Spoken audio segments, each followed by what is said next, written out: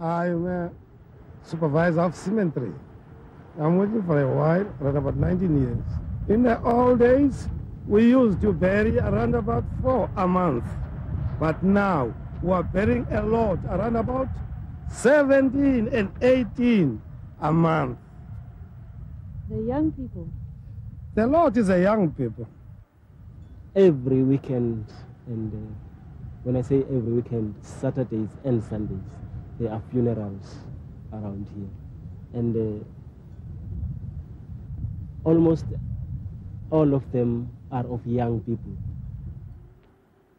We've kept on, collecting and collating this data since 1989.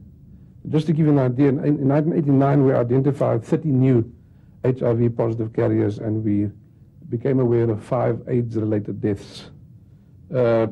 Last year, for the calendar year 1997, we recorded 5,234 new HIV carriers, and we recorded 414 AIDS deaths. What we've learned from our experience in the area that we've been looking after, statistically speaking, is the slow, steady increase, and the fact that in the rural areas there's not a town that's not affected or infected. Port Elizabeth is by no means the worst in South Africa. I think if you look at the Port Elizabeth fact, if you look at the factual AIDS cases, and you look at the growth rate in factual AIDS cases, AIDS deaths, and you look at the factual AIDS deaths, last year 414, this year 130 up to May, projections of nearly close to 600 by the end of the year. Not significant in their own right, not huge numbers in their own right, but it's the growth rates that are important to look at. And when you take those growth rates, it gives some idea of what is coming down the road. The level of HIV infection is higher than even those horrifying projections of 10 years back.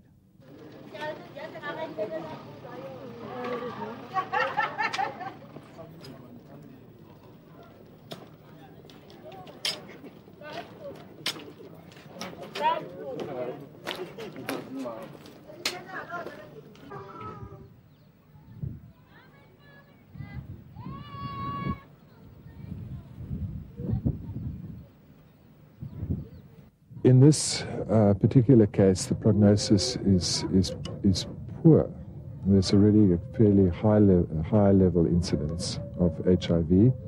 I don't want to say exactly how high, because the exact estimate is but I'll tell you that in some streets there are more HIV positive cases than there are ratepayers. The children are going to be heirs to this. Or how are we going to deal with them? Are we going to have big orphanages, orphan villages, orphan centers?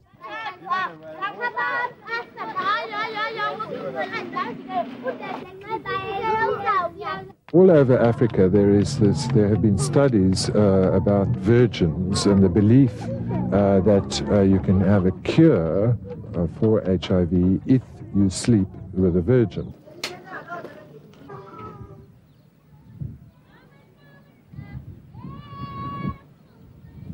And what I found in this study, in this region, we have a figure closer to 8 times more likely. With all of this information around, the level of ignorance is something to behold. Everybody here talks the talk. They know about condoms and testing and not sleeping around. But no one knows anyone who's HIV positive.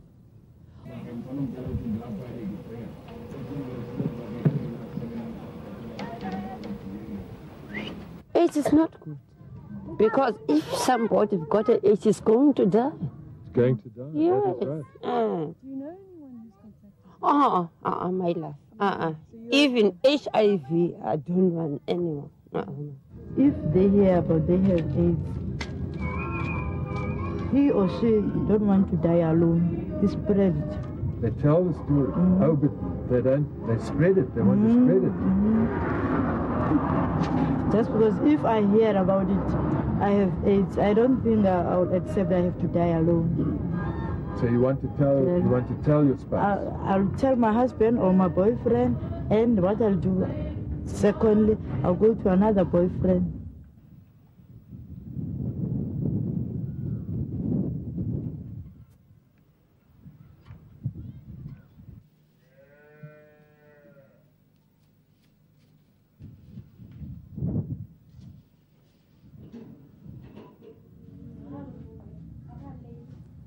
You see someone's going to the clinic. If he's HIV or she's HIV positive, the nurses are hiding him or her. The nurses or the government should have the place for them to be away from the community. Like a village? Yeah, it's like inside, like a camp. Or they think of AIDS. They think AIDS is about death, which is why they treat people like us as less than human beings. Well, I am HIV positive, having been diagnosed in 1991. And when I was diagnosed, I was actually looking for employment. And when I was found to be HIV positive, I was told, I'm going to die in 3 months' time, and therefore cannot even be given the job I was applying for. I am supposed to be in the phase of AIDS now, because I am in my 7th year of being HIV positive, and my CD4 count is about 300. But I don't regard myself as AIDS. Here I am,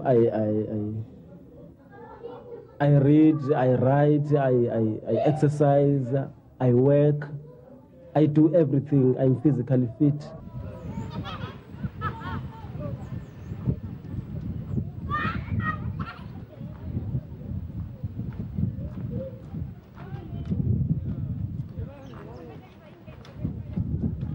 And that's exactly why we have these devastating statistics now.